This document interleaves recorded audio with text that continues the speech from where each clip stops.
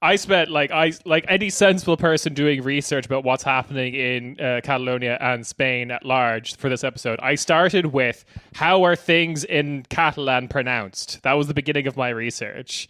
I had a lot of fun with that. I found out the J is a J sound and not a H sound like in Castilian Spanish. I'm very excited about that. Yeah. Mainly because there's a political force in Catalonian politics called junts, and junts is just a funny word to say. Junts, yeah, Junts para Yeah, Catalonia. I like junts better. Junts. Fair. Going on to junts with my boys. It sounds like an article of clothing you would wear with jorts.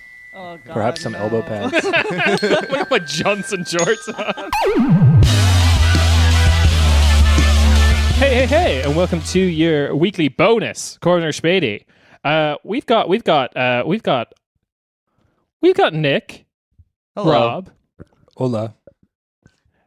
and obviously me, Kieran, and we are joined to talk about a very normal country that's doing very normal things this last couple of weeks. Uma, Hi. say hello to everyone, Uma. Oh, yeah. Kieran, you forgot Yulia because you can't see her in the picture and she's just kind of chilling. She's not on mic, but she's just vibing I'm with not us. look. I'm not going to tell people that Yulia is listening to the episode but not participating, because that's every episode that you don't hear Yulia. That's what's happening. That is official. That is official Cornish Yulia's lore. just in the Yulia is corner. always here. Yeah. If Yulia has anything to say, she'll tap me on the shoulder and take my microphone. But yeah, she's just kind of vibing. Yulia is a vibe. Well, yeah. You're not a bad vibe. No, Yulia's a good vibe. I've been engaging a lot of fucked vibes because I found like tradcath for various European country Twitter. That's been getting very weird. Go on. I'm listening. Yeah. I did you see my quiz I took that is which denomination of Christianity you are? 93% Catholic, baby. Oh my God. I'm not fun. Actually, in all seriousness, I just answered the questions of how I remembered, like, you know, Your childhood. my childhood. Yeah, like not like obviously I don't believe any You of this shit. disassociated. You just clicked. Your Yeah, hand was just guided by fucking- another force. Yeah, the Holy Spirit. Just started just- chanting in Latin as you were answering. Yeah. It was awesome. That's how I did it though. I just became like the tongues of the Holy Spirit came down upon me. Pentecost was happening in that moment. Tongues of the Holy Spirit coming down on people was a huge problem in Ireland for a while. All right, so Oh God. woo! I guess same in Spain though. Yeah, right. This is a lot. This is you're welcome to a very Catholic podcast. In nombre del Padre, el Hijo, del Espíritu Santo. What was Rob? You can cut this out if it's irrelevant. But what was the role of the church in Catalan versus the rest of Spain? I imagine it's there's less influence in the 20th century. In Catalonia. Yeah, compared to- the thing is they sided with Franco, so Franco's fascism was different to Hitler and Mussolini's because it was a very Catholic kind of fascism. Yeah. And he was backed by the church. Like basically he saw the Spanish Civil War as a crusade against the Reds and the left and whatever. So basically the church in Catalonia, I mean, it was still Catholic. Catalonia is still Catholic, but it wasn't as in the rest of Spain. And we weren't allowed to talk Catalan because of Franco either. So I don't know.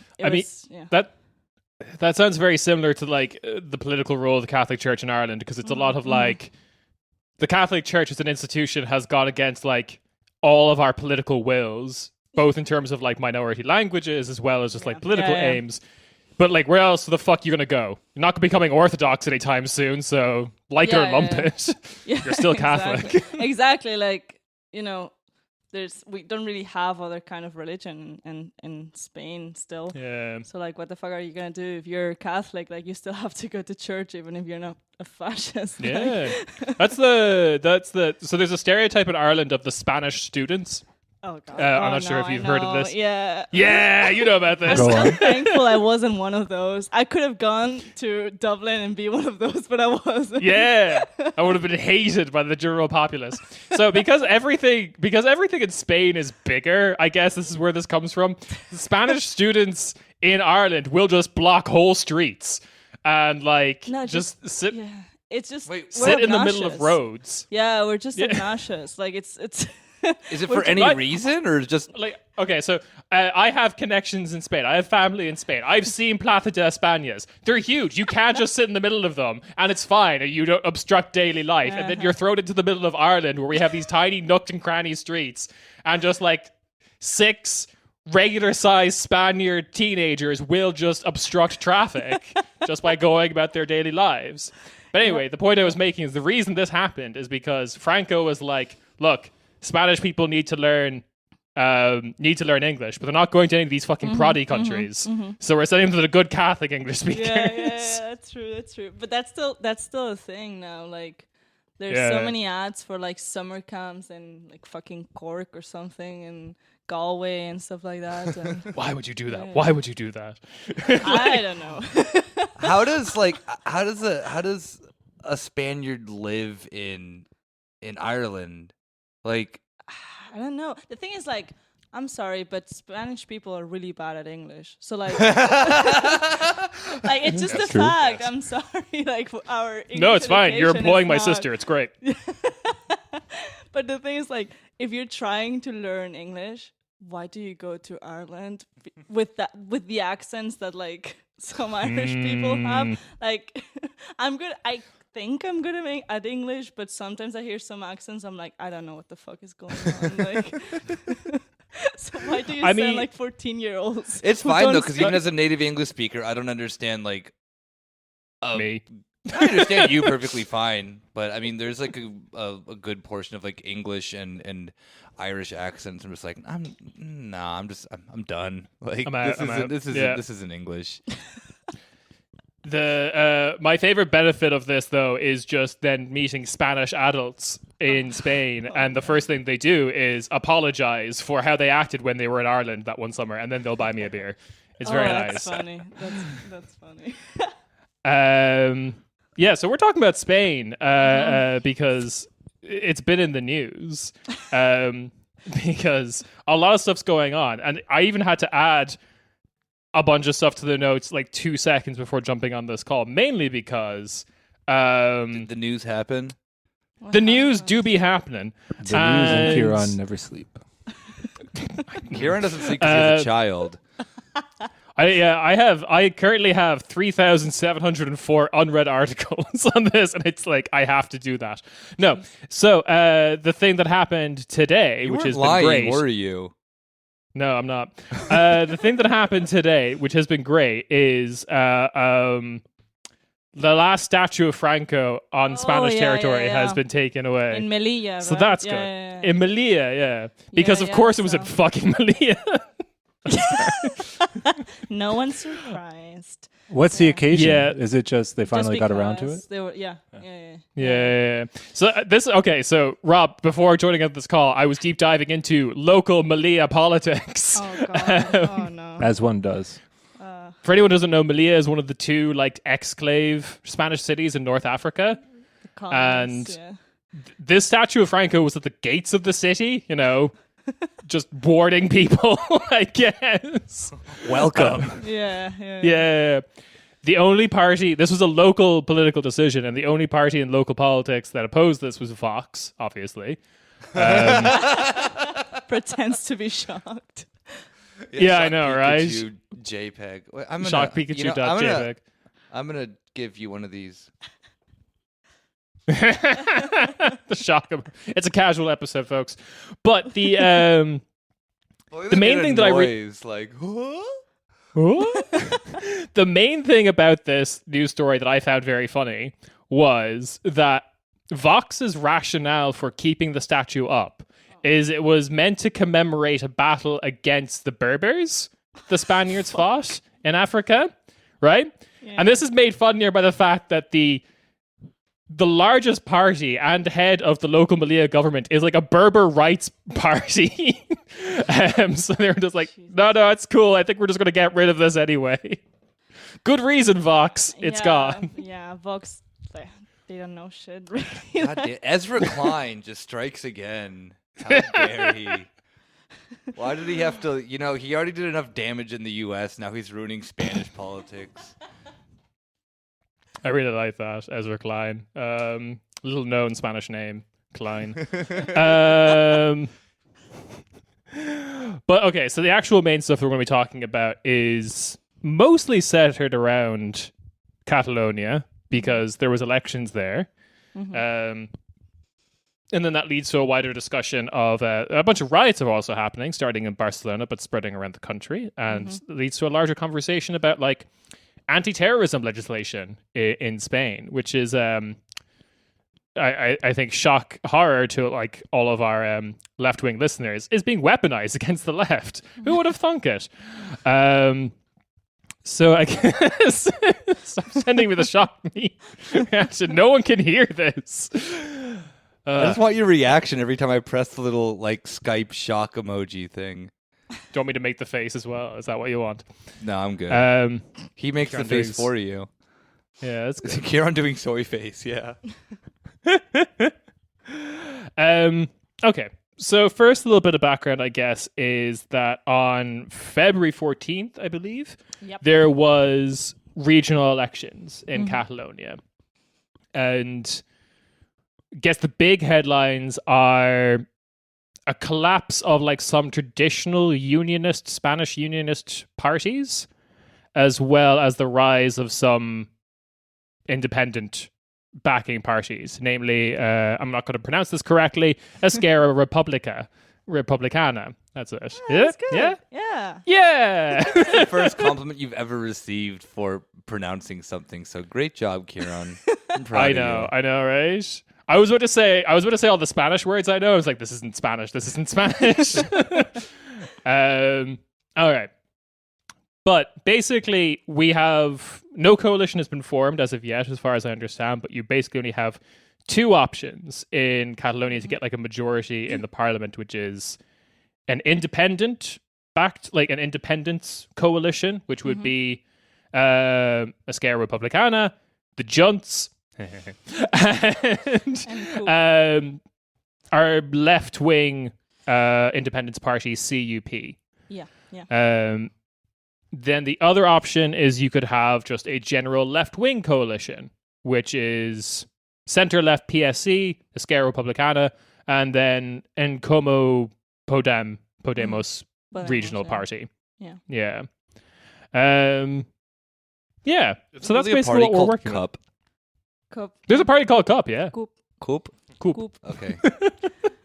So the one thing I'm learning is how the Catalan U is sounded. That's what I'm learning. Junes and Coop. Junes and Coop. Yeah. We're all learning Catalan today. So how much of a change is this from the what came previously in electoral politics in Catalonia? I mean, it's for example, if the indie coalition actually happens, it's not going to change much. Maybe CUP will have like more protagonism in the parliament, but that's about it. I don't think the left coalition is going to happen because Esquerra Republicana are pro-independence and PSC and Como Podem are not, even though they're leftist. So it's not going to change much. The thing that changed is that Ciudadanos, which is a center right. Yes. I've been following them for a while. I love them. Yeah, they say they're center, but they're more right wing.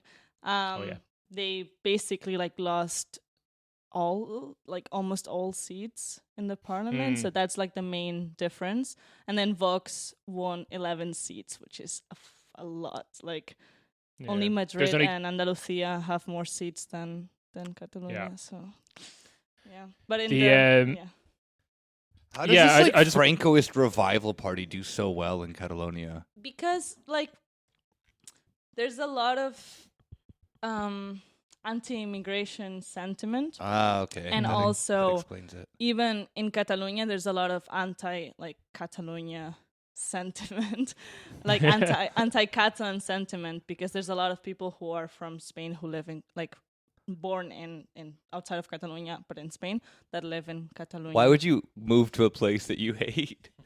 Because I mean, I know it's because there's like, you know, money. yeah, money and whatnot. Yeah, exactly. Obviously, but And obviously there's like a correlation between the rich people and the people who vote Vox. oh yeah, okay, of course.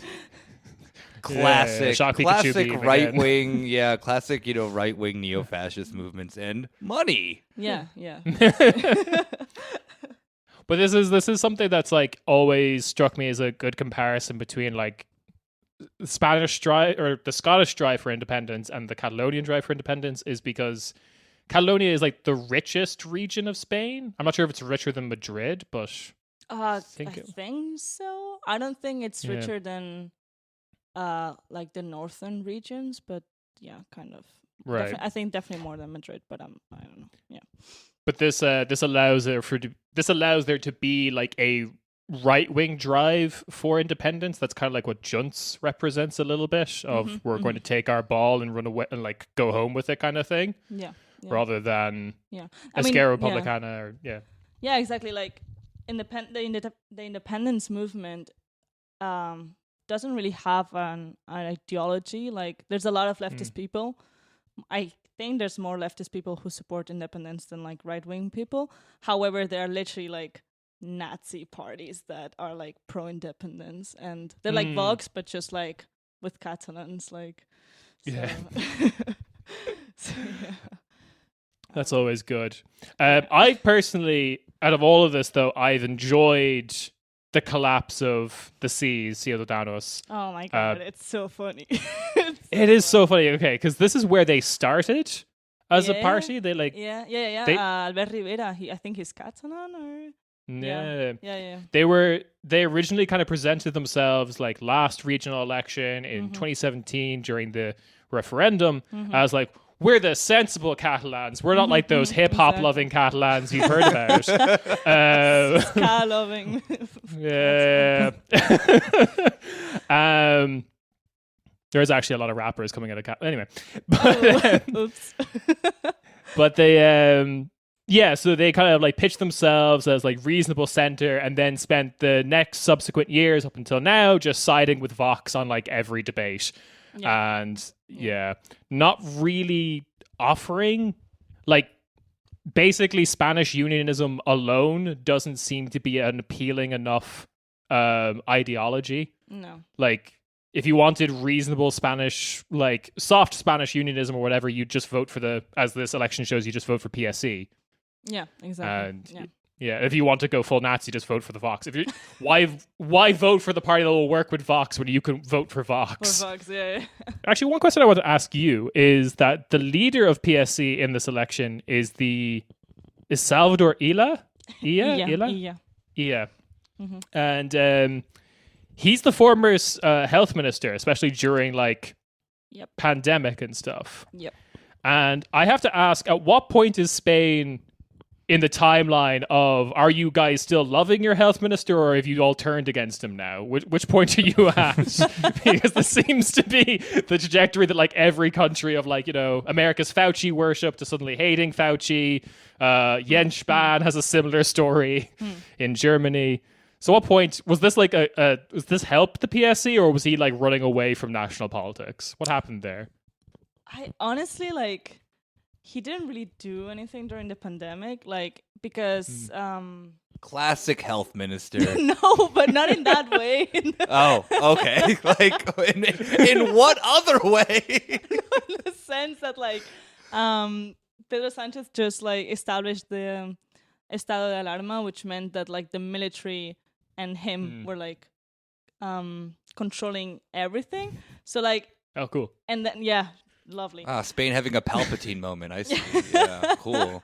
That's never happened in Spain before. What? Military control. What? Yeah, wait. Why news did I for us. refer something in fiction? I could have just referred to the country itself. I like to imagine in Madrid, in some governmental office, there's just a big button, just like military control that you could just slap. Just pressing. We're doing it again.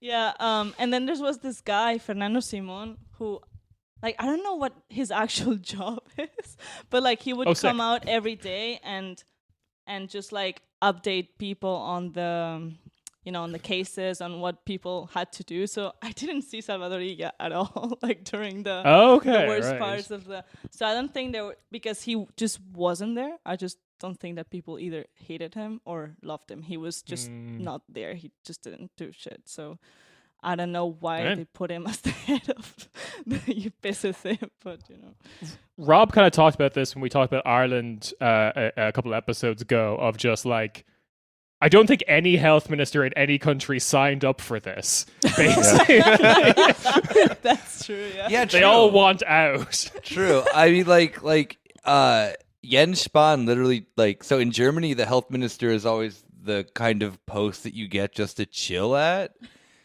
And then Jens Spahn, like, 40 years young, rising star in the CDU. And then, boom, Corona. And he's just like, I don't know. I don't understand why he was so popular for the very short amount of time that he was popular in. Because he's just been a horrible politician to begin with for so many different reasons. And you can very clearly tell that he was put in that role because it's just like, you're going to sit here and chill until we figure out what to do with you. But, we're making you into something. Just wait. You have to become like 60 in order to like actually run for something in the CDU. So You have to be aged like a cheese. Jens Spahn's a fine German Limburger cheese. No, the mold adds to the policy positions. They just do better policies when they're covered in mold. Yulia's visibly disgusted talking about moldy Jens Spahn. Why doesn't she love that? Why wouldn't she love that? You love cheese, you just don't love Jens Spahn? Well, it sounds like a personal Popular problem. position. Popular position on this podcast. Yeah. We're a Um, cheese-loving, Jens Spahn-hating podcast. yes, that's what it says.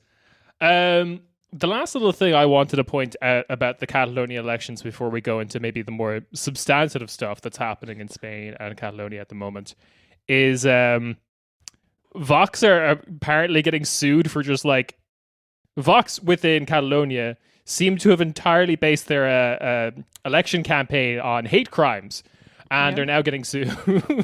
Haven't like neo-fascist parties learned not to go like the Golden Dawn route? No, Like- apparently not.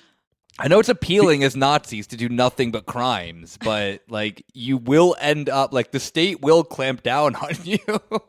You're not impervious yet. You're not like center right enough to be fascist and away also with it. immune. Yeah. You're still hated. Well, that didn't stop them. That didn't stop them from running their revolutionary political campaign, which seemed to work quite well for them, frankly. Of hashtag Stop Islamization, that was their campaign.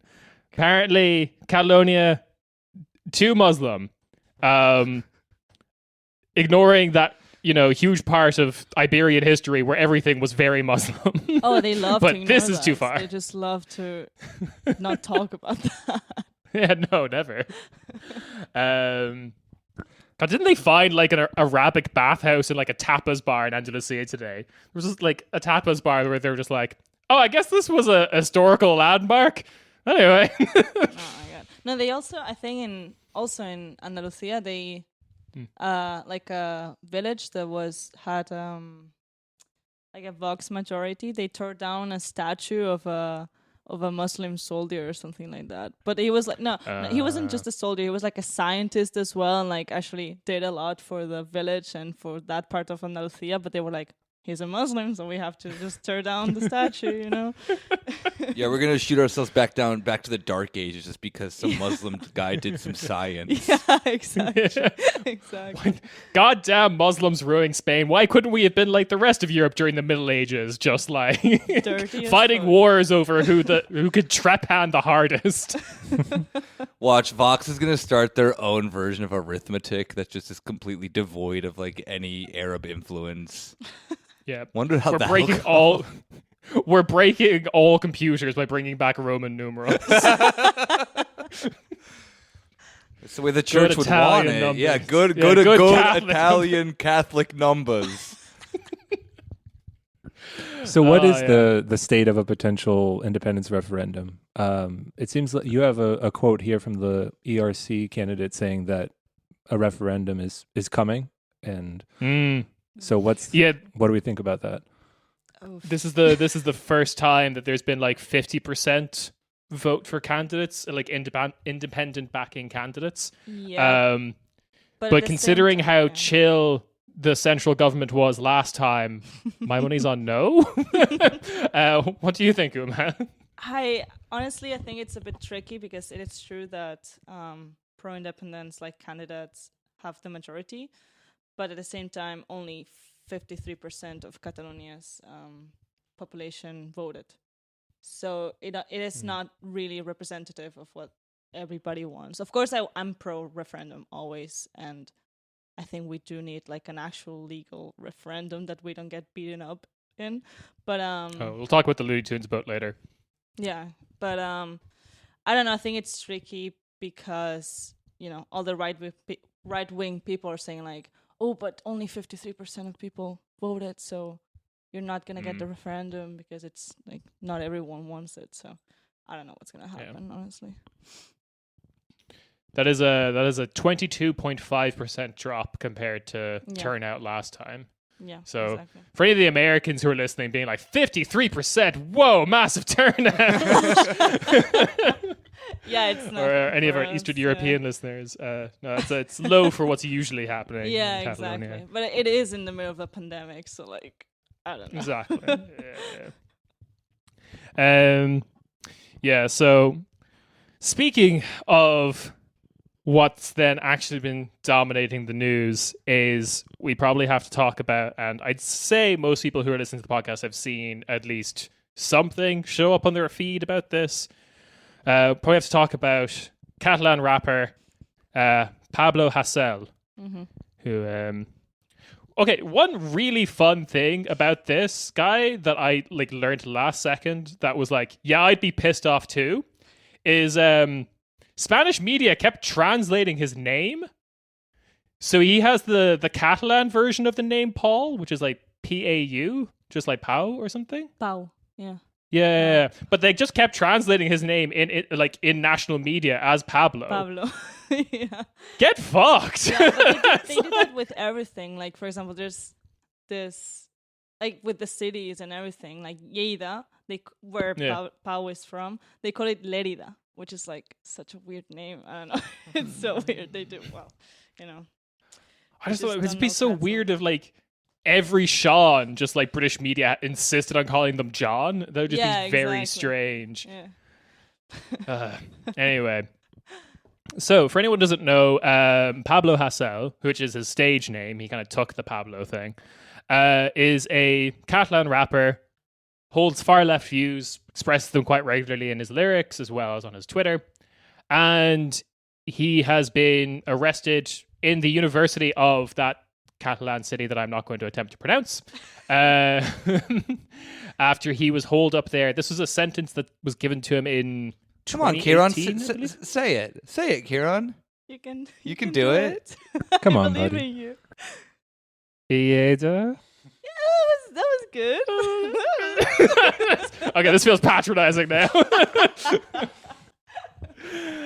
He was holed up in the university there. He basically refused to go like serve a sentence, which was issued in 2018.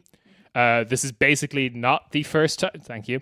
This is not the first time he's been dealing with this. He's been arrested 4 times before, all basically for similar shit. Mostly, what he's being done now for is on his Twitter praising Grappo, which, for anyone who doesn't know, was like a communist resistance terrorist group that kind of act as like a continuation of the anti-Franco communist resistance group. For any German listeners, very comparable to the RAF. I think they worked with each other a couple of times during their history in the 70s. He praised him on Twitter and also insulted the king, the Spanish monarchy. Even I know you shouldn't do that. Yeah. But some of these insults that people get arrested for does give me a little pause when I think about everything we've said on this podcast, and I think about the libel and slander law is a bit different here than in the U.S. I'm gonna give the king of Spain a wedgie. Yeah, I guess it's different when it's like 10 the years. king, 10 years but, in prison. I guess I'm just hoping that like Jan Fleischhauer never becomes king of Germany because I might. I can always go back and we can Edit old retroactively change everything that we've said about Jan Fleischhauer on the show. I've done nothing but praise him for his fantastic journalism, for his lack of mommy issues, and his good, just gumshoe reporting that he does. That is in no way sensationalist or problematic.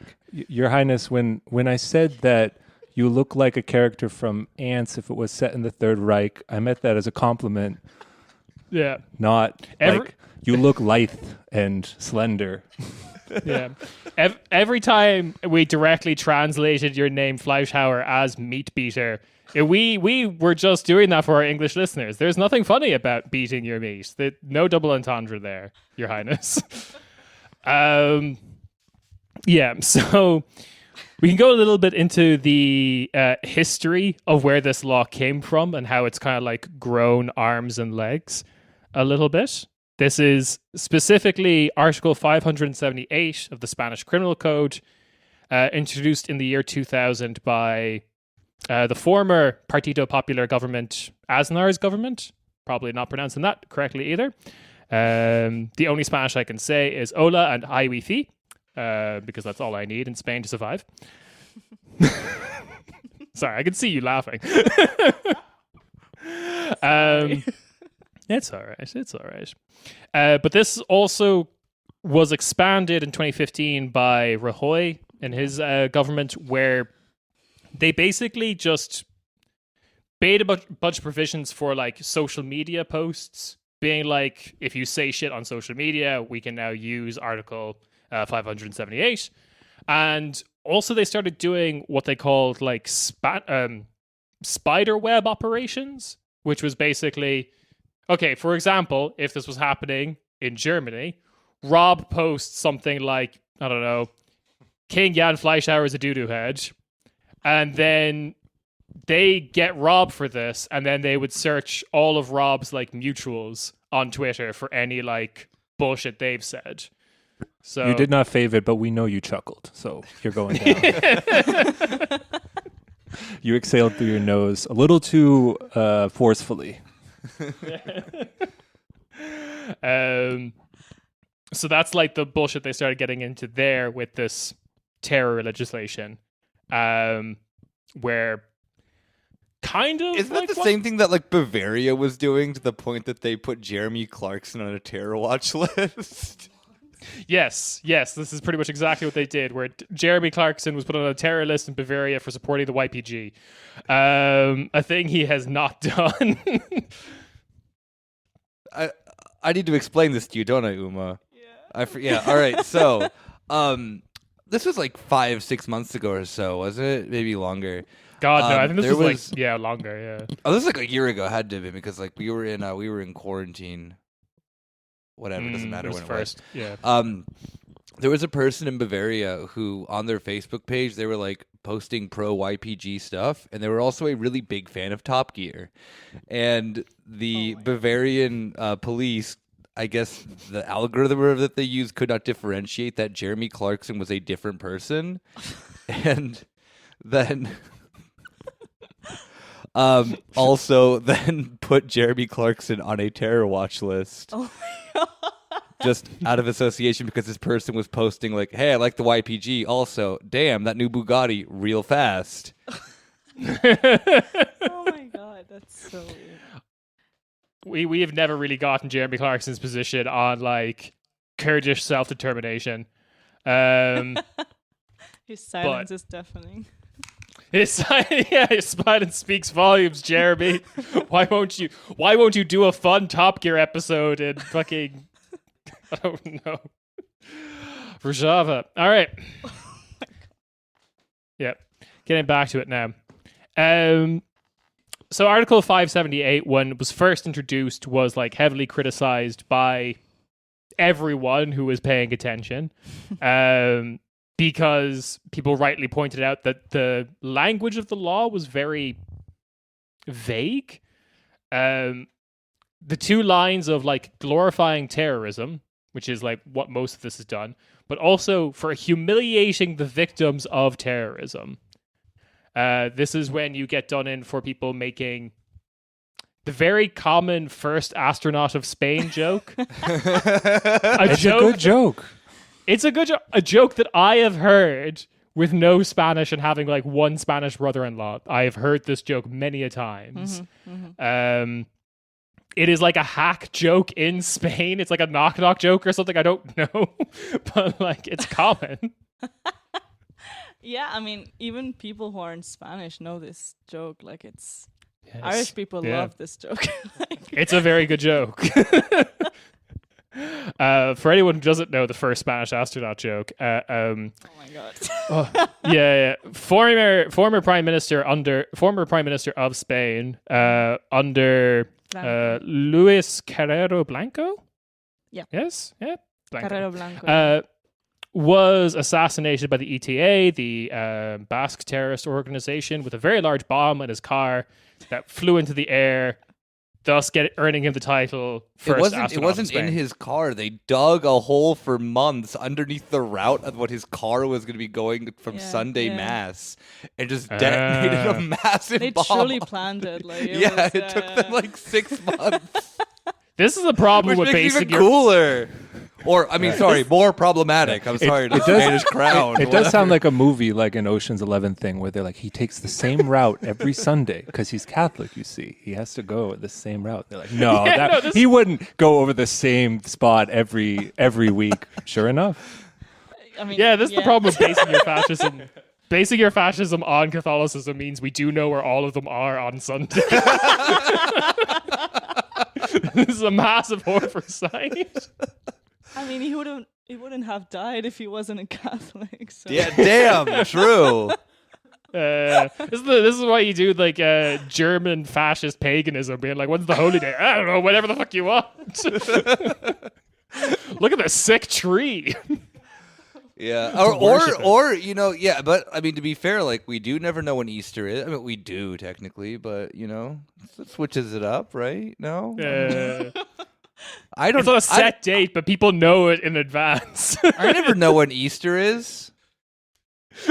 Also, I really like the idea of all supermarkets being like, "Fuck, when is Easter going to be again this year? This is the worst time of year. Quick, get the chocolate eggs."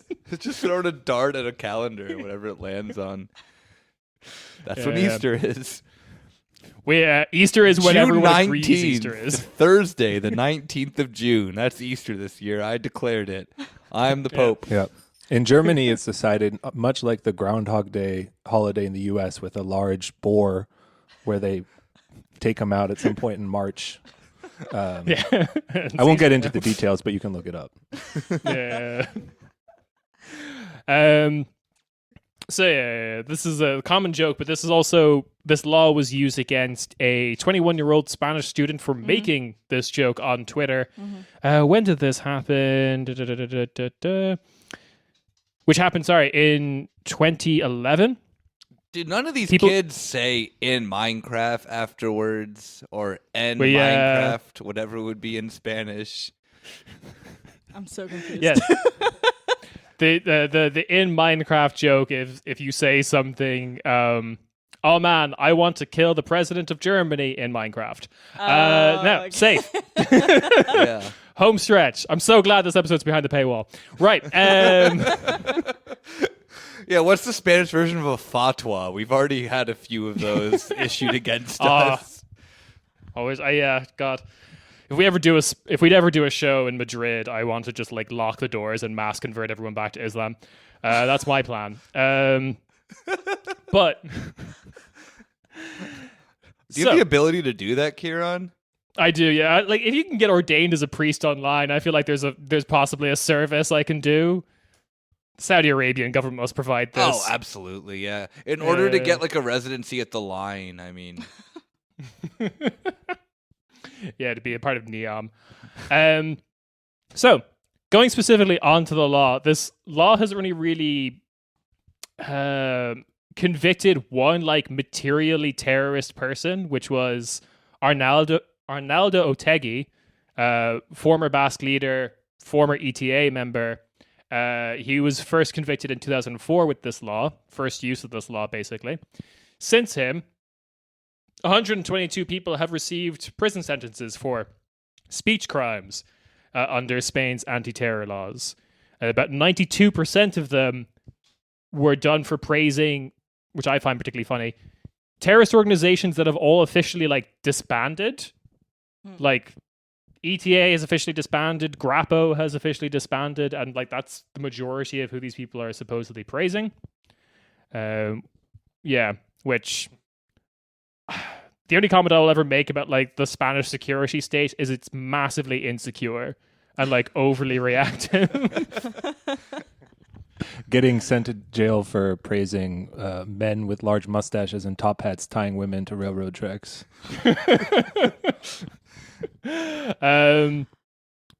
like the whole thing just kind of reminds me of the 2017 like illegal referendum that happened in Catalonia, where like the central government was constantly saying this referendum's illegal, we're not going to acknowledge the results, blah blah blah. But just in case, we're going to send in thousands of police to beat the shit out of you.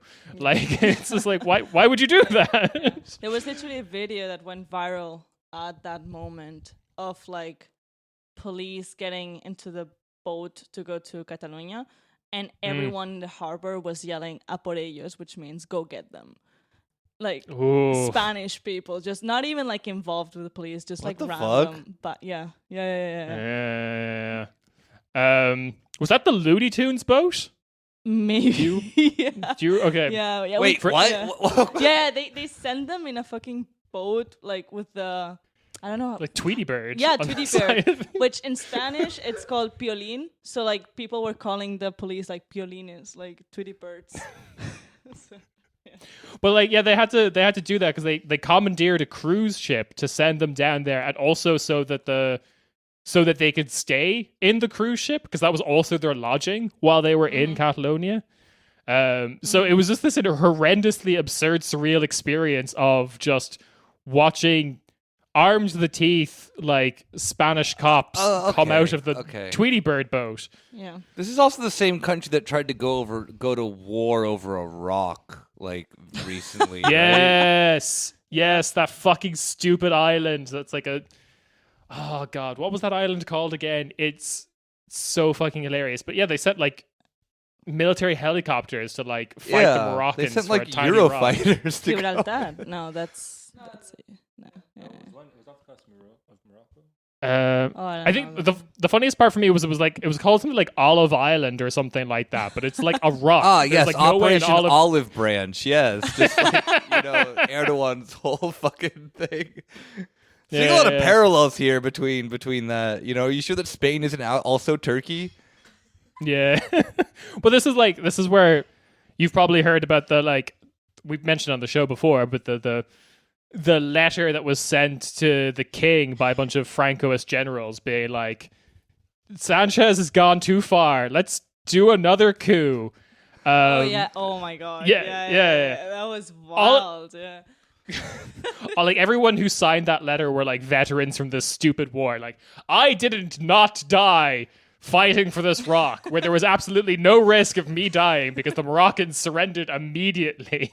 Yeah, this is like that guy that you meet who's just like some like washed up dude who's like, yeah, I was in the Marines, and it's like, oh, okay, like where'd you serve? It's like, I was in Grenada. It's like, wait, you were in like an 18-minute long siege of a small island that like Reagan just decided to invade because his brain was melting and he's like anti-communist. Okay, cool. Like, yeah. It's like that, but like more worse. stupid. Somehow dumber. Yeah, somehow dumber than the invasion of Grenada. At least there was like communist students on Grenada. There is nothing on this tiny island. The sheep are communists, dog. Yeah, these sheep are getting taught about wealth distribution. Can't have that. Maoist sheep. What are you gonna? You gotta stop them.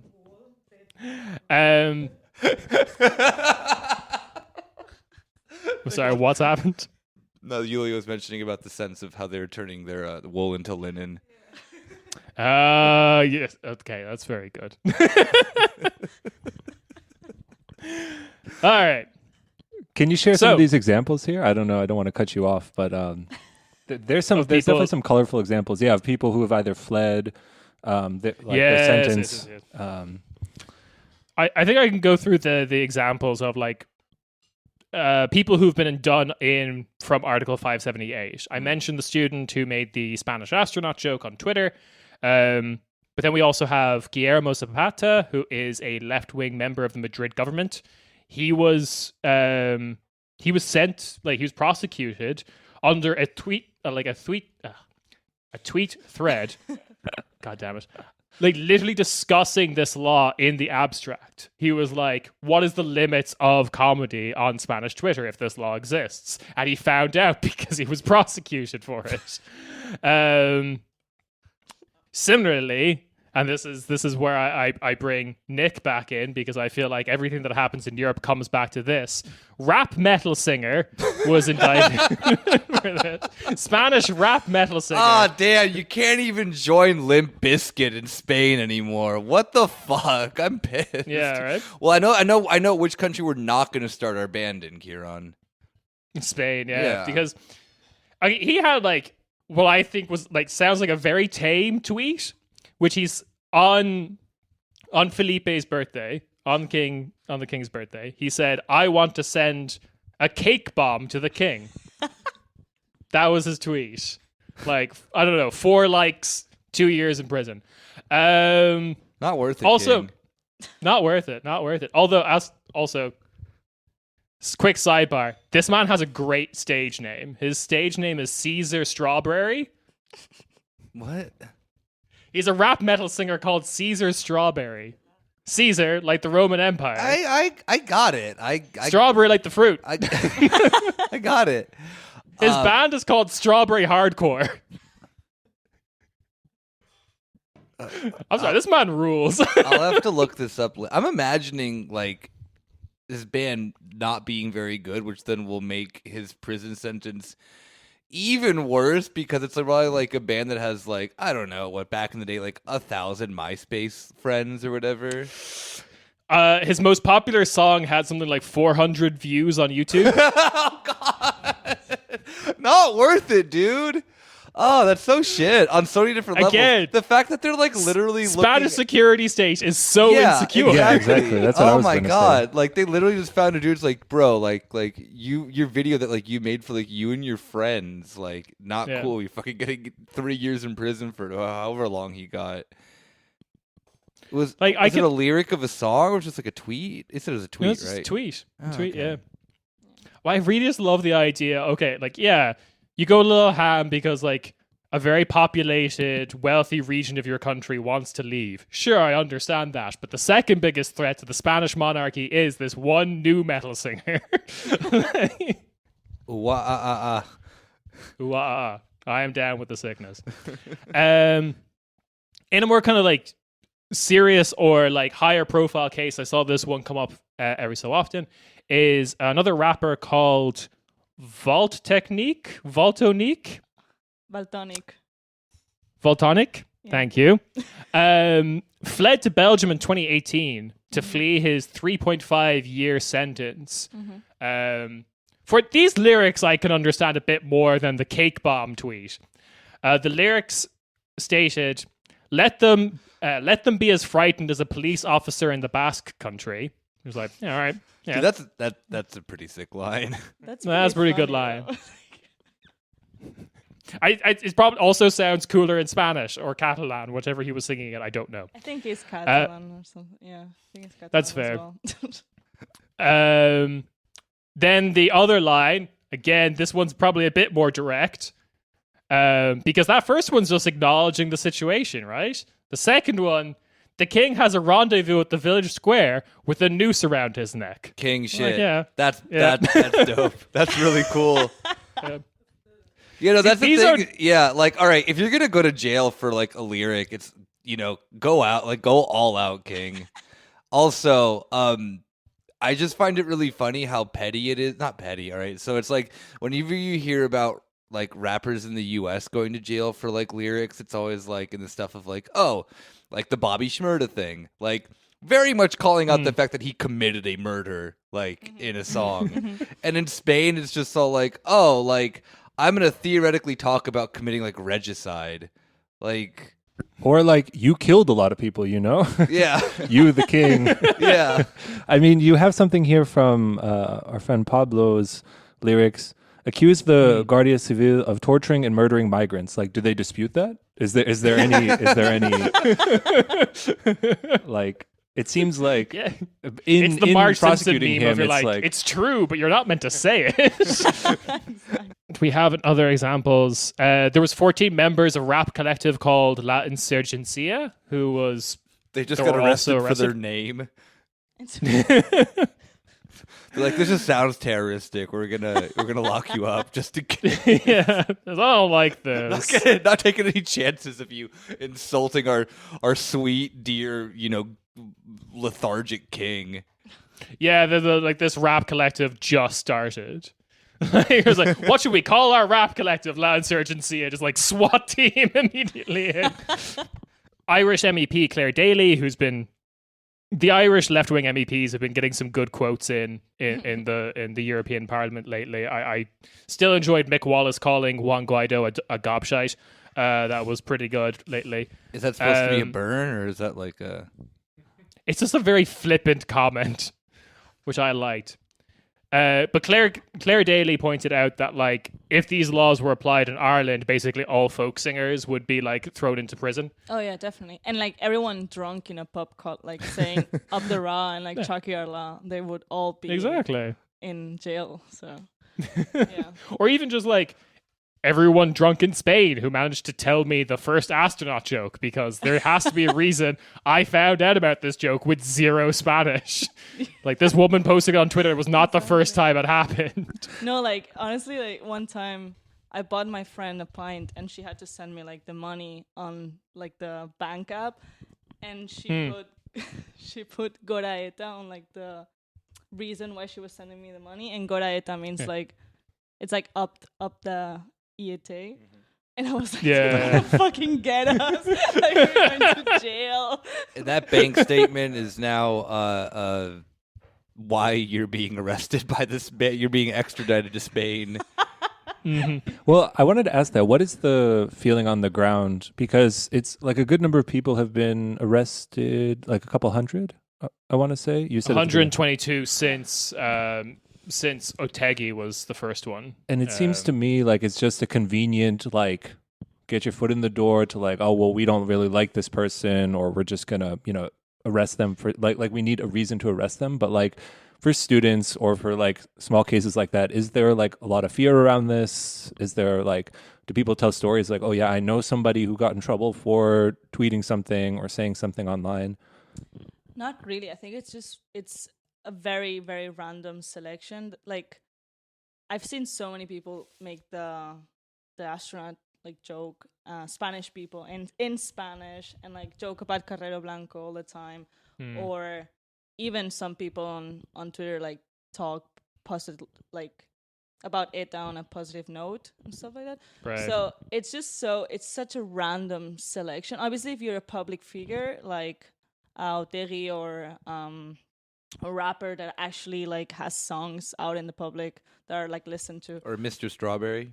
Mr. Strawberry, yeah, but Mr. Strawberry was my it's father. not like you truly live in fear. I did want to ask though, kind of related to this, is like, what is, you kind of mentioned ETA, but what is like the on the ground opinion of ETA and Grappo as like organizations? What's yeah?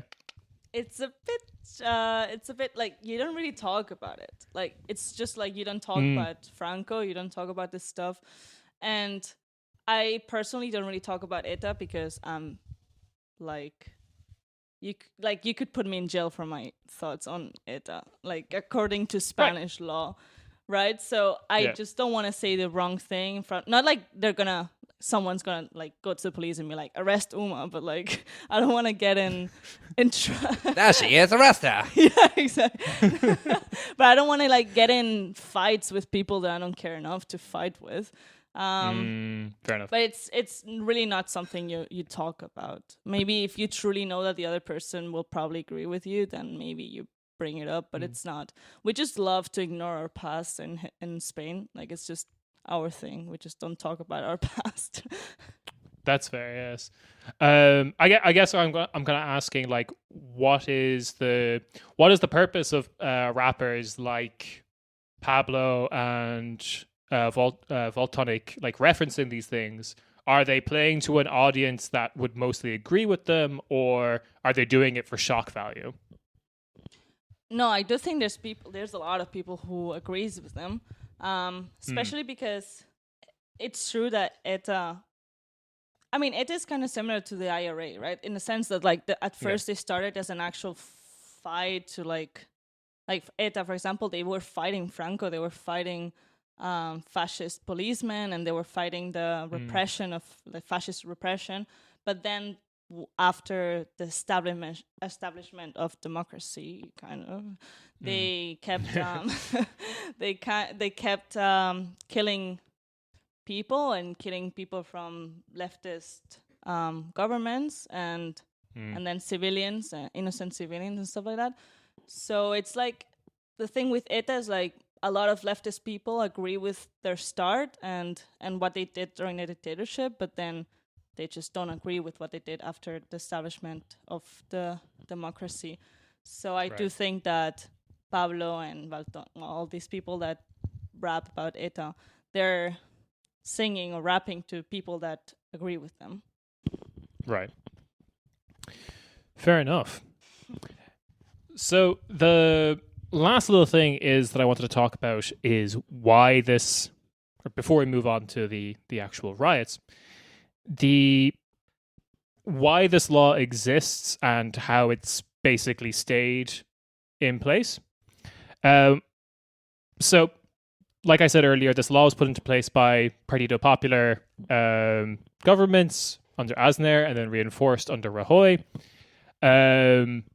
For anyone who doesn't really know, they're like your conventional center-right party in Spain, but also kind of the continuation of Franco party in Spain. There's I wouldn't call them center though. I would just call them right-wing. Right. Fair enough. Like that's why Ciudadanos was so popular at first, because they were like, no, we're the actual centrist party. And then PP was right-wing and PSOE was the left-wing, and that was it. Yeah. But, yeah, sorry. Fair enough. Yes. Yeah. So they kind of established what they've been doing in Spain is very similar to what the Republicans have been doing in the US. They've been packing the courts with Partido Popular loyalists. From the analysis I've seen, it's mostly not for this reason, but for the reason of like, hopefully no one investigates all the like dodgy financing that party has been doing. All the PhDs they claim they have and then turn out not to be real. Oh, the German way. Classic. It happens in every European. This is the problem when you're like, oh, we're sophisticated Europeans. All our leaders have PhDs. So many people fake PhDs after that. Yeah, I legitimately am convinced that in order to join the CDU, you have to plagiarize your dissertation. I love the idea that it's to like show a certain sophistication though. Like you just pretend you do art or something. Like I painted the Mona Lisa. To whatever. Allegedly. I wrote the I don't know, all of Mozart's stuff. That was actually me. Yeah. Yeah. I'm both French and Austrian. Yo, I made this. So they've been packing the courts, and the courts are appointed by a super majority in the parliament. 60% is required to get a judge on there.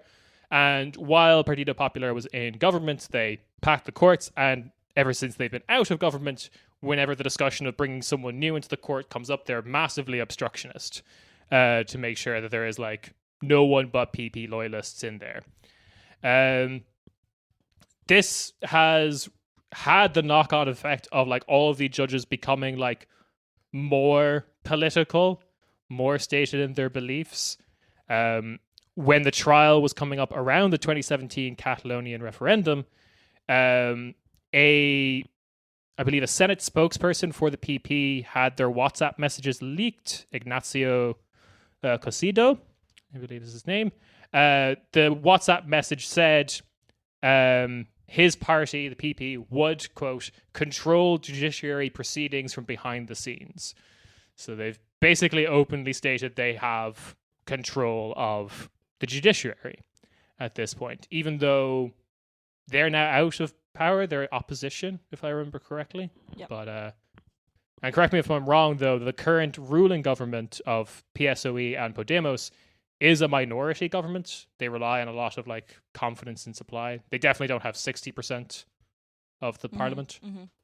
Yeah, I think they had to pact with Bildu, the Basque party, and they got a lot of like criticism for that because they were like, "Oh, you're pacting with terrorists," and Classic. Yeah, classic. I'm from Ireland. I know this.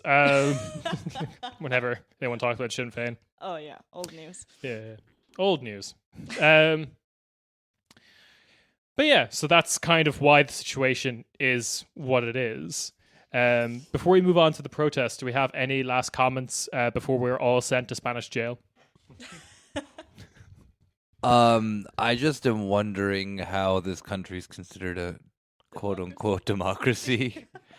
Because it just sounds... I know that I made a joke saying that then, like, damn, is this Turkey? But this literally just sounds like the shit that fucking Erdogan does with just more parties in parliament. That's about it. There's just no, like, massive AKP in Spain. But it's also that, like... Yeah, I don't know. Like, the idea of just, like, making up a law... and 122 people is a lot of people to throw in prison. Like... You know, I mean, there's a big deal right now, like in Turkey, that like 8 students have been sent to prison, which is obviously problematic and very bad. And Erdogan like locking up like, you know, a lot of the heads, like the HDP. Is it? Huh? No. I mean, still, but like the number, regardless of it, there's been at least like some like, I would say to a degree, like international attention of like, hey, this Erdogan fella, pretty authoritarian, and it's like Spain doesn't get that attention ever for. I don't really seem to know why. It's just like, oh, there's Spain being Spain, like riots, protests, this and that, arresting rappers. Oh, when will they ever learn? And it's like, well, wait, isn't that just like a really authoritarian government? Like, why don't we just like fucking call it what it is? I don't know. But honestly, what can you expect from like a country that let the dictator? No, of course, yeah. Like, I mean, and like the history behind it. Yeah. I mean, but I just find it really... It's like the shit that then, like, whenever we look at, like, Macron, is that, like, we know that he's a fascist piece of shit and that he's very much appeasing the right and making these horribly draconian, very, you know, Islamophobic laws. And then, like, no major liberal paper will ever write about how, like, Macron is, you know, bad. And... if you do, his office calls you up. Oh, cool. That's a fun new part of this I hadn't heard yet. Yeah. Fun fact. I guess my understanding, as Uma was saying, is that a lot of this is the leftover of like the gentle transition away from gentle, quote unquote, from Franco. We talked about Portugal a couple of episodes ago, but like, and we can talk about the failures of the Carnation Revolution, but there was a revolution rather than, I mean, Spain, when Franco died, correct me if I'm wrong, had like a failed coup attempt. Oh, yeah. Was that? Yeah. He literally like walked into the parliament with a gun and like shot into the roof and was like, everybody sit the fuck down right now. And he held like the politicians like hostage for a day or two or something. It obviously didn't like take, but still. Yeah. But he was like a policeman. It's like, the thing is, there was no even, you know, Germany had quote unquote the denazification. Obviously that didn't fucking work, but like at all. But at least like I don't know what you're talking about. Nazism's not a problem in Germany anymore. It doesn't exist anymore. But like Yeah. in Spain, there wasn't even like an attempt to do that. Like the Francoist judges, they just kept being judges. The policemen that had served during the I'm not a dictatorship, Francoist they were judge. I'm just a like, judge now. Get that title off. I'm fine. just without the title. This like the- name tag just comes right off. It's fine. Exactly.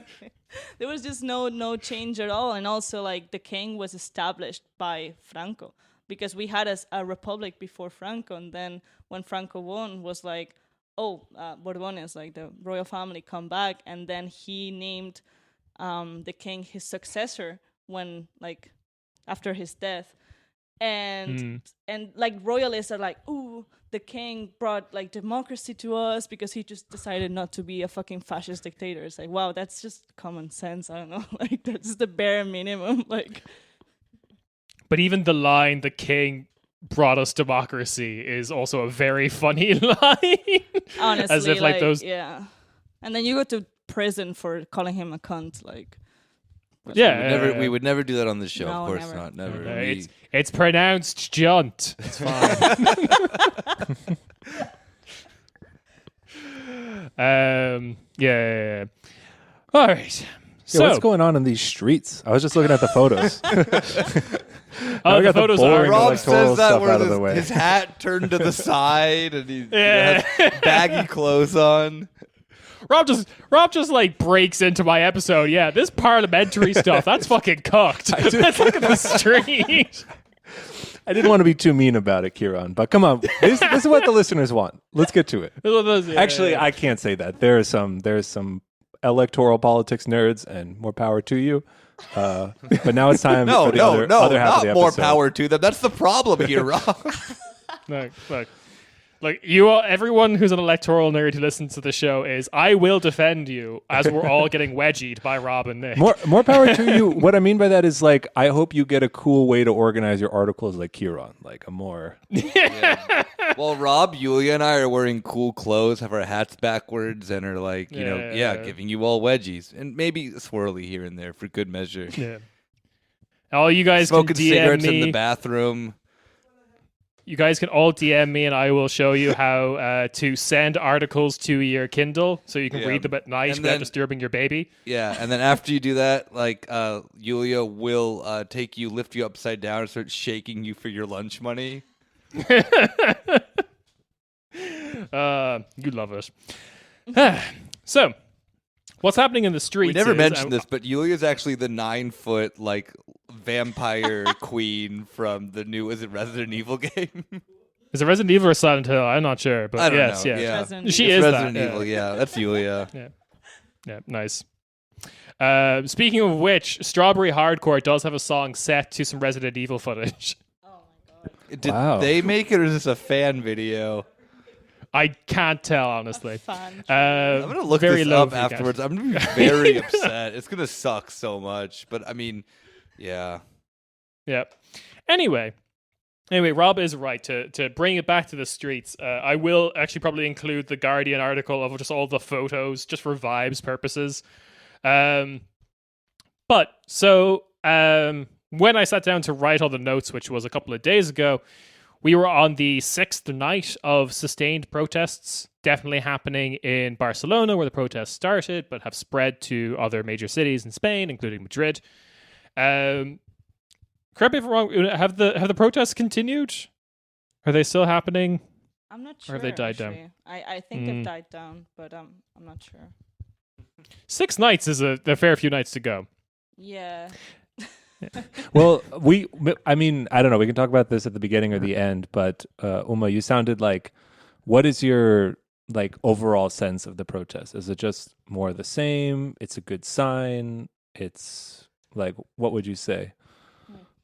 It's a good sign that they have spread through like to other countries and cities in cities in Spain. However, since they are not lasting, and I know that 6 days is like a lot, but it truly isn't at the same time. And since they're not lasting like long enough, I think that I don't think it's gonna change anything. Honestly, that's just my perspective, my feeling, I guess. Fair. The actual like riots themselves have gone to an extent, like if you're looking at the photos and the show notes, fires, bins, and barriers being thrown at police. A lot of like Spanish conservatives as well as the center-left PSOE are doing a lot of like moralizing and hand-wringing about like looting that's happening. So yeah, this is what's been happening for the last 7 days. A lot of Catalan flags are being flown, so there's a lot of overlap between.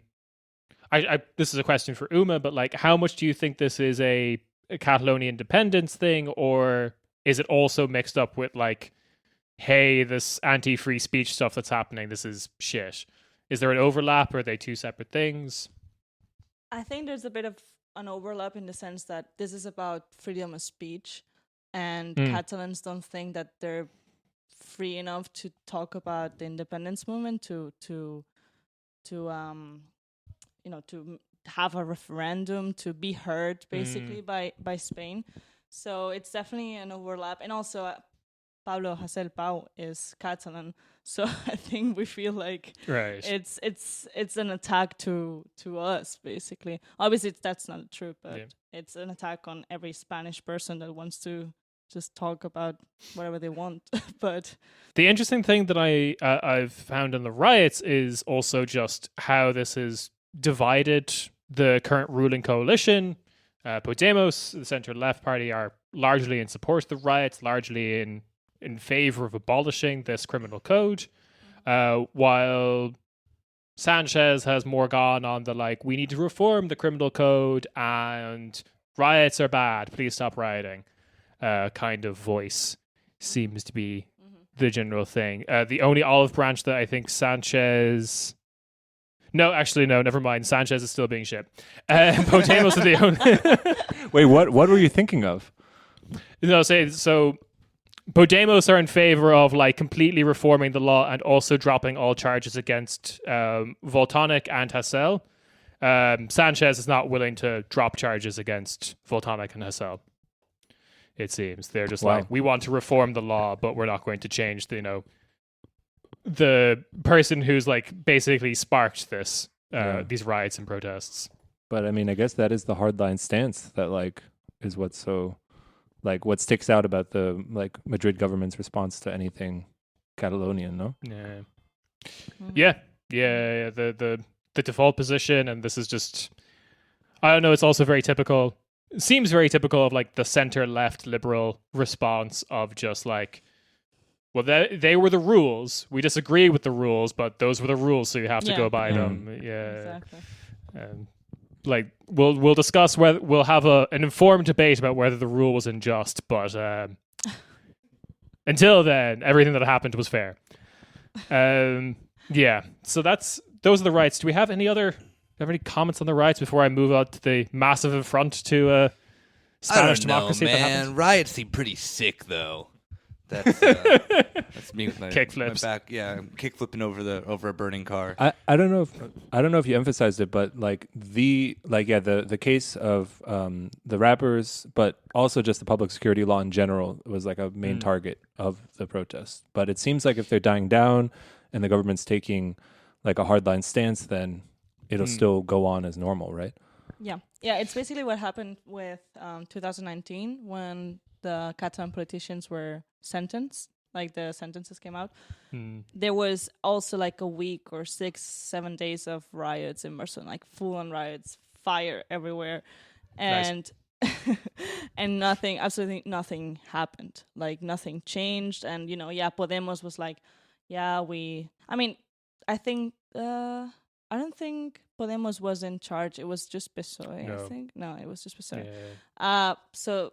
Yeah. So they were like, you lose your rights when you burn shit. Like riots are not necessary, blah, blah, blah. But, I was there and it was so fucking scary. Like the police was so brutal, so fucking scary. And it was the Catalan police. It wasn't even, they didn't send Spanish like police. And they did like illegal maneuvers to beat up Protestants,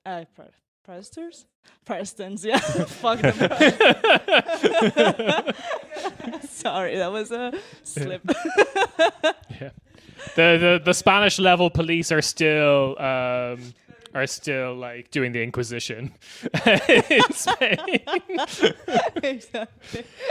Would you say, I don't know, maybe this is a vague question, but like, is it because these riots, it seems like are like a post 2019 situation? Is it like a new generation that's being politicized on this issue, or are people like taking something out of the experience of participating or witnessing police brutality or participating in the riot? Or is it just like kind of a stasis, like nothing's changing? There's like a group that goes and protests in this way, but I don't know, like there's not a big like societal shift in any direction.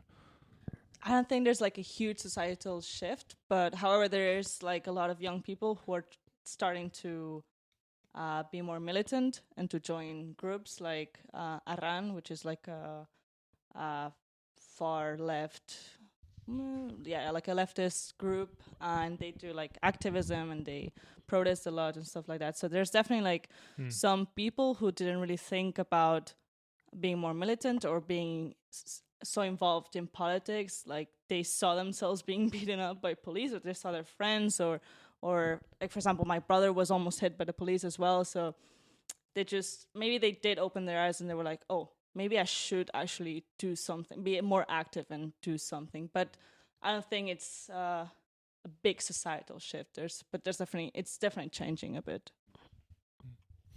I did see some interviews on the street because Barcelona is such an interesting place or Barcelona as well as like Catalonia in general, of like it's kind of treated by other Spanish people as like the periphery of the country. Like this is a place that needs to like be cracked down on and civilized, like you were saying. When the boat left in 2017, there was people, cheering, go teach them, Yeah.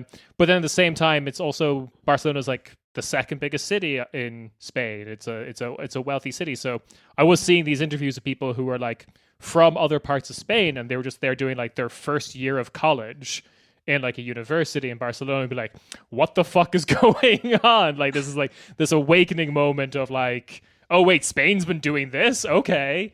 Seems to be like some of the response on the ground. Yeah. Like I don't think some like Spanish people realize what truly happens in Catalonia until they experience it. Like, and there's also definitely a lot of misinformation in the Spanish media about Catalonia, about Catalans in general. And there's even a bit of, I don't really like this word, but like Catalanophobia in Spain. Okay. For example, I've been in other parts of Spain, and I've been like, I was talking Catalan to my brother or someone, and we got like dirty looks from Spanish people. And for example, my grandma, she's Spanish, she's from Andalusia, and during the riots, she was like calling me like, "Don't go out, you're gonna get killed, like you're gonna get stabbed by by someone in the protest." I'm like, what are you like reading? What are you watching? What are they saying in the Spanish TV? And like during all those things, if you turn on the Catalan TV, they're saying, and the Spanish TV, they're saying like they're just reporting to completely different things. It's I don't know, it's just crazy. Because I didn't mention this earlier, but like one of the things that like caused Ciudadanos to kind of, or one of the reasons I saw that explained their like fall, was them starting to like take sides on these language culture war issues of like being against expanding like in Catalan language education within Catalonia and things like that, which I don't know, as a centrist party seems very right-wingy. Again, like a lot of people who believe that just voted for Vox. So yeah, it's still an issue these Spaniards have towards Catalonian culture, I guess. Yeah. Because again, the insecurity, if you're being threatened by the language, people on Twitter probably saw that I got reminded of just like how the French state reacts to if you give your child not a Basque name, but a Breton name. There was like a huge court case about that, and it was just like, it's just a name.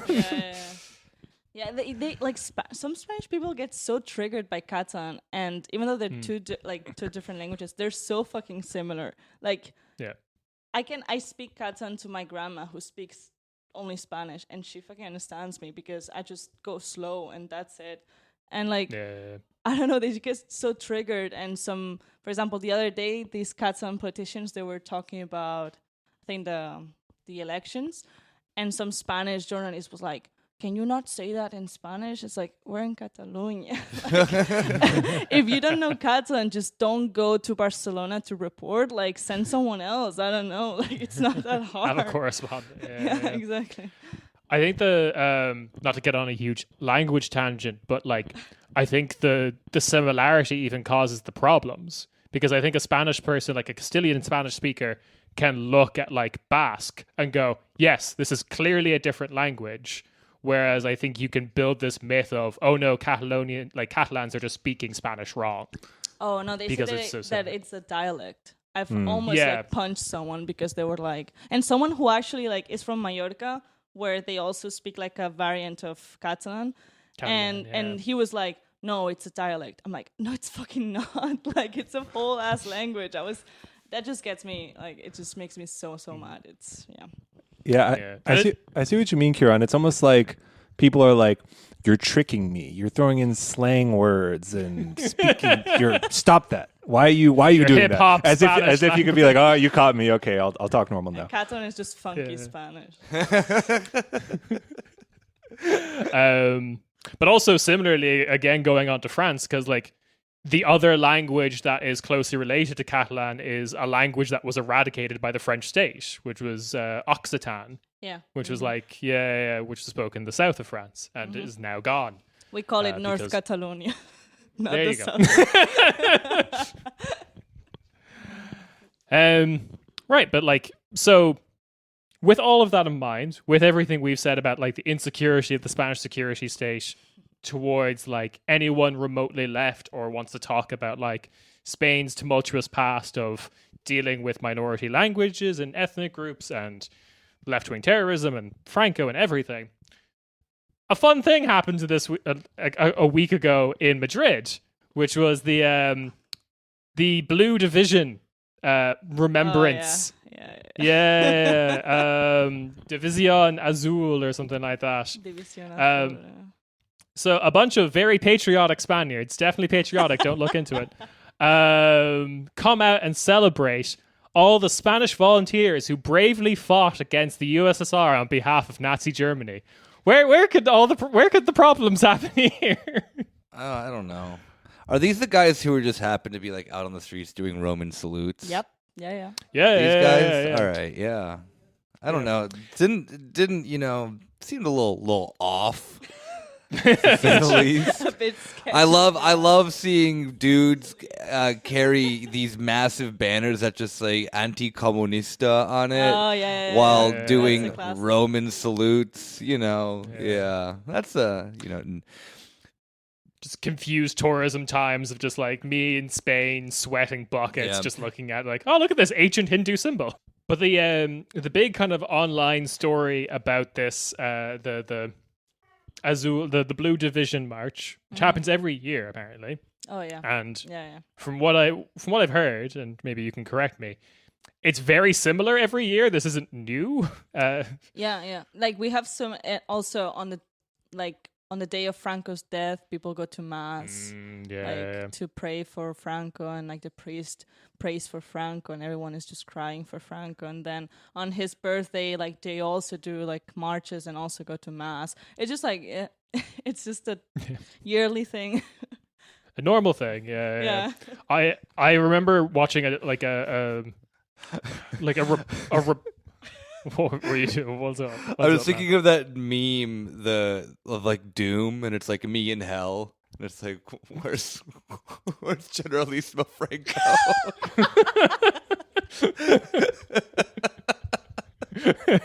That's the final boss of Doom. You open the portal to hell on Mars, and there's Franco. Be like, hey,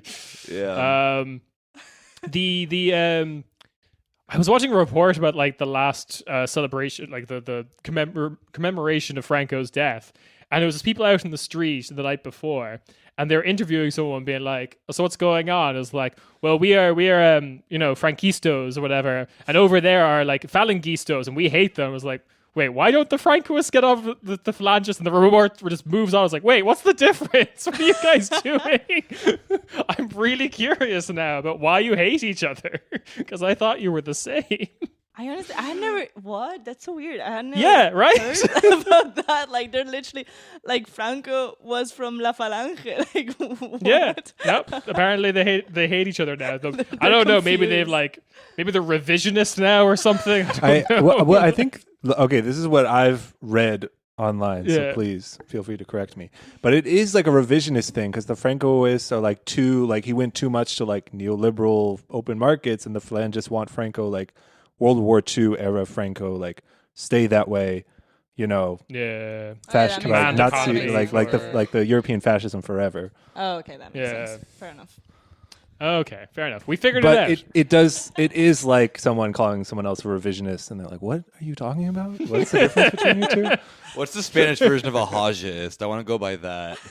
Yeah, it's a very particular, the right-wing equivalent of a Hajj. Yeah. But so one of the big things that I even broke into like English-speaking Twitter is this new kind of right-wing celebrity Oh my god. that's come out of this march. Yeah, Rob's having fun with this one. I'm laughing, but like, does is she well known in Spain now? Like everyone's talking about her, or is it this niche Now, thing? yeah. Oh fuck yeah. She's so famous now. And what do people Because- say? Like, what is the? Oh, introduce her. Maybe we should just get into it. No, they just like neoliberals, they love giving Nazis a platform. So they're just giving her a platform everywhere and being like, "Oh, why are you a Nazi? Why do you hate Jews? Why are you like this? Yeah, why are you, we want to understand you. Do you have daddy issues?" Like, and and yeah, they're just giving her a platform. Now she's, and like, some neoliberals also only care about how she looks like because she's not ugly per se. So it's like, Yeah. And I don't want to out myself too much on this, but like at least a third of this has to be horniness. It has to be like this. yeah.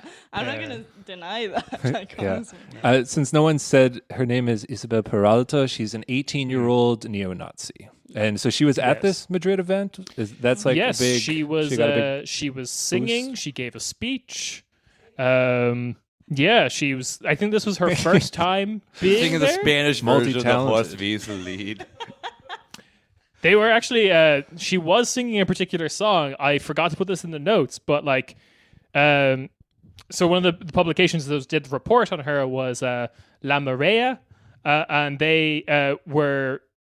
They also remarked on the fact that the song that she's singing is this like anti-communist ballad about like the troops who fought the like Soviets, the Soviet soldiers, the Red Army, and that song, like, despite all this like overtly fascist shit that's happening in the middle of Madrid. Oh no, it's this Living La song- Vida Loca. Yes, every song in Spain is "Living La Vida Loca" by Ricky Martin, or True, "You Can true. Be My Hero" by Enrique You Iglesias. got us, Those are the guys. two songs. Those are the two moods. And "Feliz Navidad" when it's Christmas. Oh, fuck off. I've been to a Spanish wedding. Okay. So the song she was singing, though, is actually like becoming.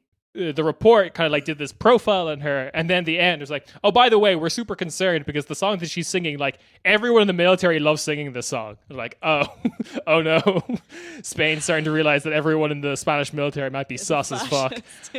Yeah. But yes, La Marea was also the one who reported with the footage that they got from Rupley that she is quoted as saying, the enemy is always going to be the same, albeit wearing a different masks, the Jew. So this is that old school shit. Yeah. It seems to me that she's very much, and again, this is like a outside analysis, but very much cut from like the international online new right cloth, like for like pedal to the metal, like especially with this. I don't mean to jump ahead, but this interview she did where she accidentally joined the Zoom interview with a Nazi flag like framed behind her. That's very much like we're talking like the alt-right in the US, like elements of the Identitätsbewegung in Germany and similar stuff across Europe. It's sort of like, playing with it very much. She like, is being like, I don't know what's the right word. Tricky, edgy. Yeah. She started with like a Keck flag, and then that just like became, happens to be a Nazi war flag. Yeah. Tomato, Nazi tomato. Yes, Rob, you are like 100% right. That's kind of like my analysis as well. The show that she was on is this like internet show called Estado de Alarma TV, which seems to be like a more reactionary version of Young and Naive for our German listeners. It's hosted by like a guy who like left the PSOE because he was cancelled or something. Thilo Jung. Yeah. And the other person who was on the interview is associated with the like right wing of Partido Popular and Vox. They are definitely trying to make like, they had her on to like ask her the question of like, do you regret attacking the Jews? As basically that was the title of the episode. That was the title of this like. I'm glad to see online that stream just they're like the journalistic integrity of Thilo Jung has translated well into Spanish, just being a fucking idiot. And being like, do you really think you say you're a Nazi? Do you really think that? Like, and also like when I don't know if you've seen the video, but when she acts surprised that she has a swastika, the guys just like laugh. They're like, oh my god, so quirky, you have a swastika there, like, oh my god. Totally normal thing to have. Like, I'll put up embarrassing things like I bring someone home and there's my giant like, I don't know, Evangelion poster. Like, oh, how'd that get there? Oh, whoops. But like, and like Kieran jumps onto his bed really fast to hide his like 7-foot body pillow. Oh my god. My Power Rangers, like my themed Power Rangers full print fucking bed sheets. Yeah. But like, and Rob's right that the whole thing kind of seems that video has been taken down now, but it also seems very staged. And she's like basically doing the, Marilyn Monroe, like on the, the vent face of like, oh, my dress is getting away. I hope no one sees this kind of face. Like, I hope no one sees my Nazi poster. So like that seems all very planned. And like the left and liberal Spanish Twitter seems to have fallen for it. The reason that video is popular is I believe it was shared by the Podemos like foreign minister or something like that was the guy who's spreading it on Spanish Twitter, being like, this is unacceptable, here's the video, look at it, kind of thing. So that's not great. But also I really love the idea of just like her being invited onto Spanish liberal TV and being like, so why are you a Nazi? And then like it's like, it's like, oh, we don't have time for that now. Let's cut to Franco's mausoleum where everyone's crying. Like, how could someone in Spain be a Nazi? Yeah, like an investigative journalist is like, I'm gonna crack her. It's like, you claim to be a Nazi, but you're a girl. Elaborate. But you were lipstick. Yeah. Damn, dude! I didn't know that fucking Thilo Jung became the newest member of Quarter Späti. But yeah, the only evidence that I've seen that it could have been an accident is that like amongst the Spanish far right, there's people who don't like Nazism because they're like, that's some German shit. Yeah, they want our own shit, Franco. Yeah, exactly. Yeah. That's even why I stopped myself when I was saying my understanding of the Franco-Phalange split, because then of course the like Nazi thing is just a whole nother element. But I think that shows the influence more of like an international new far right influence of like, yeah, we've settled on the Nazis as our thing versus like, of course, I mean, everyone is, I don't know, she's big in Spain, so it's like Spanish context, but that it seems to me that that's where that, I don't know, like being a neo-Nazi comes from more that like, I don't know whether it's internet or pan-European or like the West or whatever these people are on about lately. Like it's kind of a new. Yeah, like Nazism. Oh my god, English. Yeah, being a Nazi has It's a fucked language. Don't worry. has the international appeal, right? Like it's like, oh look, I'm a Nazi from Spain, but there's a Nazi there from the USA, so we can be friends because we're Nazis. But like a Nazi from the USA won't know who Franco is probably, or maybe he will know. They will know that.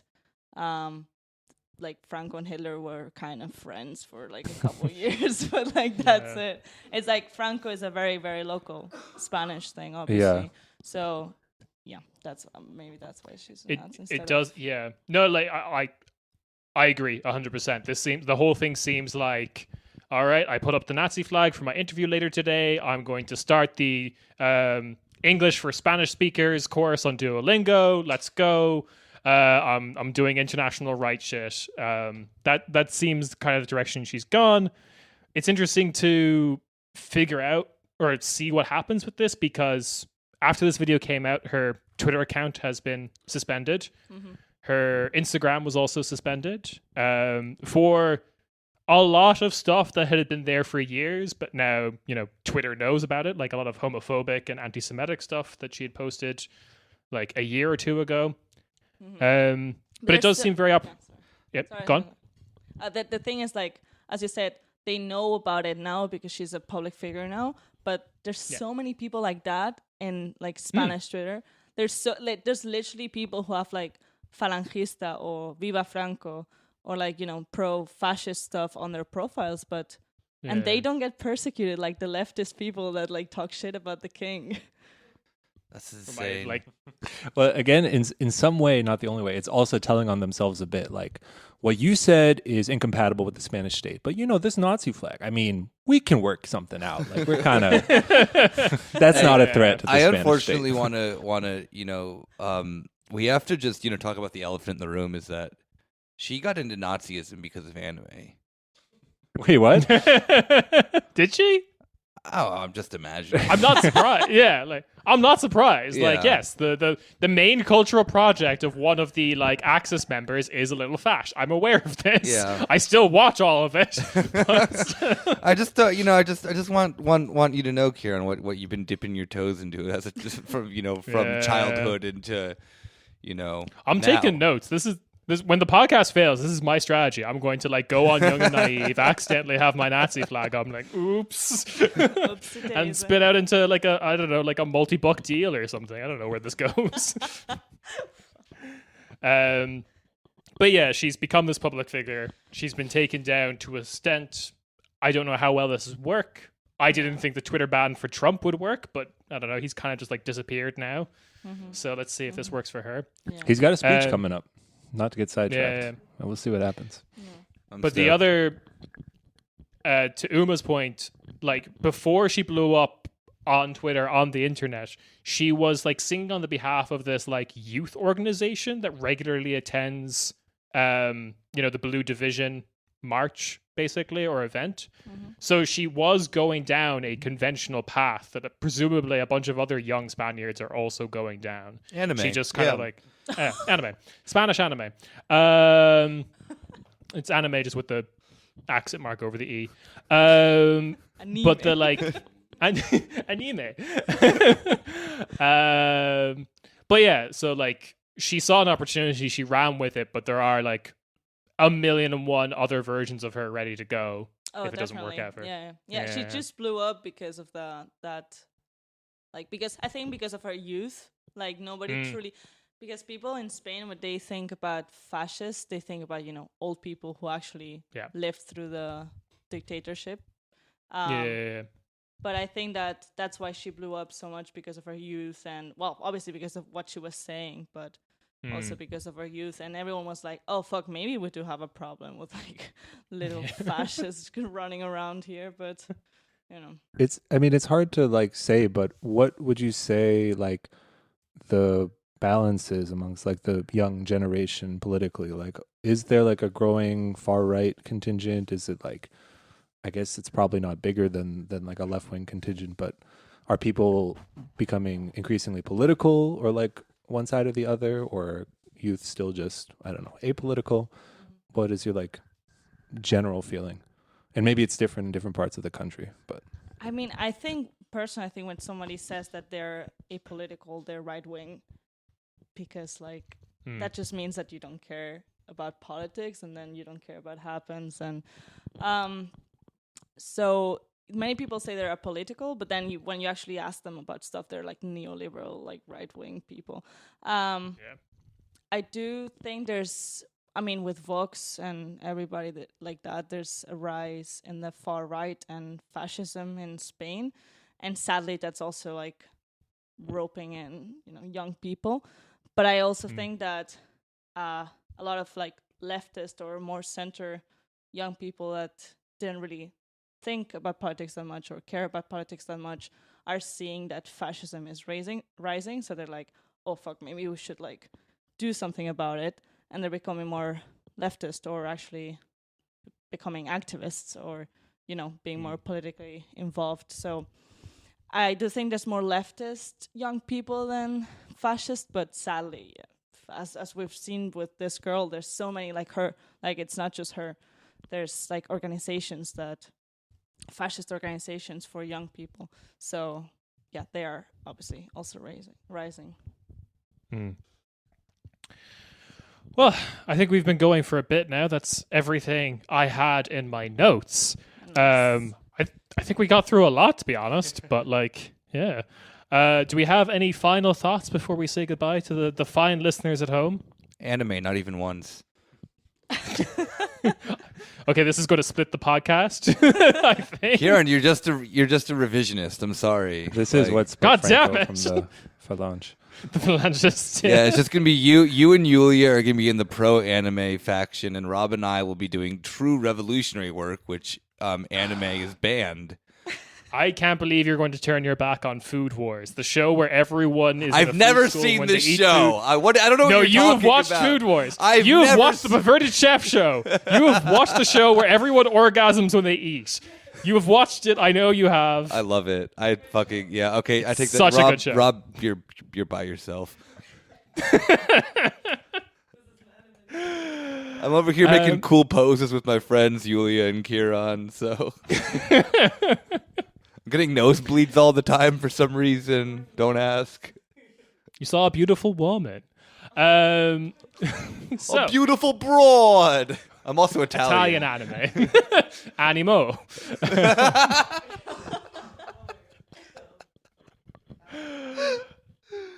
Anyway, if there's nothing else to be said, then all we have to say is, Uma, thank you so much for coming on and explaining everything about Spain. Every single thing ever. That's it. Yeah. They Thanks got for rid of the having Francos. me. Yeah, thank No you for problem. coming. If there's any like, we can also put it in the description after, but like, I don't know, organizations you think people could check out or anything that you want to share, maybe interesting. You mentioned Spanish Twitter a lot. Anything like that. I'm sure we'll have some people interested. Yeah, I can Yes. send you guys like a link, like the links and stuff on Twitter. or something. Excellent. And anywhere that the listeners can find you if they want more Uma content. Oh God. I follow you on Twitter. It's good. Yeah. Oh, shut up. We don't mention Twitter here. No, because you may be put in jail in your home country. Yeah, that's true. Yeah. Okay, Going so private. so to clarify, if you're outside of Spain, they can't reach you. This is why they all flee to Belgium. Yeah, close enough. Fair. Yeah. France's sauce, Belgium is fine. Right. If there's something else, all we can say is ciao ciao and catch you on the main episode. Bye bye. Peace. Bye.